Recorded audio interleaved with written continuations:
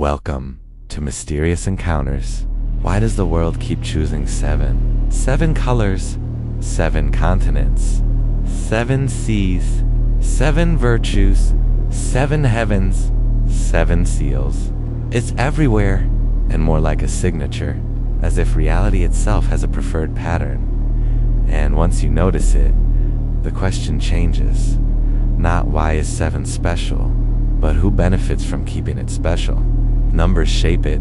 The sky was the first scripture, and for thousands of years, there were 7 moving lights in the heavens visible to the naked eye: the sun, the moon, Mars, Mercury, Jupiter, Venus, Saturn. They were called the wandering stars, and those 7 wanderers became the architects of time. Days, hours, rituals, offerings, temples, all organized around the idea that reality had 7 primary governors.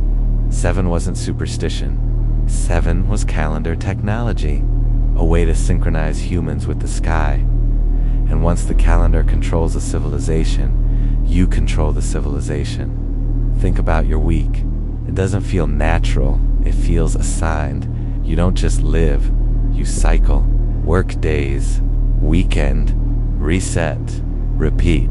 That loop is so normal we forget what it really is: a frequency schedule, a behavioral rhythm. 7 became the default container for human life, and once your life is inside a container, it can be optimized, tracked, and harvested. Because the easiest way to control humans is not chains, it's cadence. Now here's where it gets uncomfortable, because 7 doesn't only show up in myth, it shows up in you. Your brain doesn't experience life continuously, it slices experience into chunks. Attention cycles, memory cycles, habit loops. 7 is the sweet spot where humans can hold a complete set in their mind without collapsing. Not too few, not too many.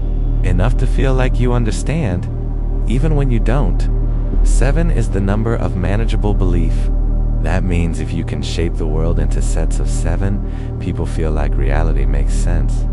And when people feel like reality makes sense, they stop asking who designed it. This is where 7 becomes a weapon, because once a number becomes sacred, you can hide systems inside it. 7 becomes a brand, a spell, a psychological shortcut. Lucky 7, 7 steps, 7 keys, 7 signs. You've seen it everywhere in marketing, religion, self-help, even manifestation culture. Because if you can make people feel a pattern is cosmic, they'll obey it like it's destiny. And the most effective control is the kind that feels like meaning. So what is 7? It's not just a number. It's a pattern humans were trained to trust. A symbol that makes chaos feel organized. A structure that turns the infinite into something the mind can carry, which means 7 can be holy, or it can be a cage. Because if a system can define your week, it can define your choices. And if it can define your choices, it can define your life. Tonight, we open the file on the being's most ancient texts they taught humanity the forbidden's patterns. The ones who didn't just watch civilization, they modified it. Case filed the Watchers,